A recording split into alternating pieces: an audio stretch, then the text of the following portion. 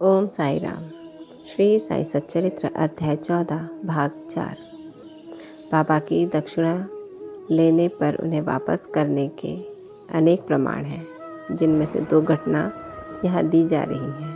पहली घटना, श्री गणपत राव बोडस अपनी आत्मकथा में लिखते हैं कि बाबा के बार बार आग्रह करने पर उन्होंने अपने रुपयों की थैली उनके सामने उड़ेल दी। श्री बोडस लिखते हैं कि इसका परिणाम ये हुआ कि जीवन में फिर उन्हें धन का अभाव कभी नहीं हुआ तथा प्रचुर मात्रा में लाभ ही होता रहा। इसका एक भिन्न अर्थ भी है। अनेक बार बाबा ने किसी प्रकार की दक्षिणा भी स्वीकार नहीं की थी।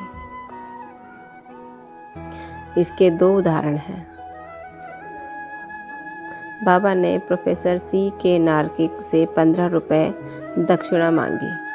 वे प्रत्युत्तर में बोले कि मेरे पास तो 1 पाई नहीं है। तब बाबा ने कहा कि मैं जानता हूँ तुम्हारे पास कोई द्रव्य नहीं है, परंतु तुम योग वशिष्ठ का अध्ययन तो करते हो, उसमें से ही दक्षिणा दो। यहाँ दक्षिणा का अर्थ है पुस्तक से शिक्षा ग्रहण कर हृदयंगम करना, जो कि बाबा का निवास स्थान है। ओम साई राम। अर्थात बाबा को दक्षिणा के रूप में हम केवल द्रव्य, रुपए, पैसे के अतिरिक्त और भी बहुत सारी वस्तुएं दे सकते हैं। एक दूसरी घटना में उन्होंने एक महिला श्रीमती R.A. तरखट से 6 रुपए दक्षिणा मांगी। महिला बहुत दुखी हुई क्योंकि उनके पास देने को कुछ भी न था। उनके पति ने उन्हें समझाया कि बाबा का अर्थ तो षड्रिपुआओं से है, जिन्हें बाबा को समर्पित कर देना चाहिए। बाबा इस अर्थ से सहमत हो गए। ये ध्यान देने योग्य है कि बाबा के पास दक्षिणा के रूप में बहुत सा द्रव्य एकत्रित हो जाता था। सब द्रव्य वे उसी दिन व्यय कर देते थे और दूसरे दिन सदैव की भांति निर्धन बन जाते थे। जब उन्होंने महासमाधि ली तो 10 वर्ष तक हजारों रुपया दक्षिणा मिलने पर भी उनके पास अल्प राशि ही शेष थी।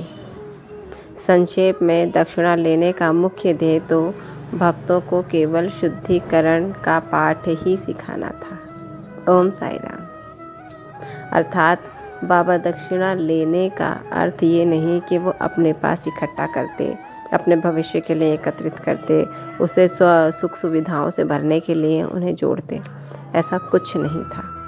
बाबा केवल दक्षिणा इसलिए लेते थे कि वो अपने भक्तों को एक द्रव्य संचित करने की जो आसक्ति है, उनसे विमुख करना चाहते थे। वो ये जताना चाहते थे कि कोई भी चीज़ यहाँ एकत्रित नहीं कर सकते हम इस दुनिया में। अपने इस जीवन में एकत्रित करने से हमें कुछ नहीं मिलेगा। हमें केवल अच्छे कर्मों को एकत्रित करना है। ओम साई राम।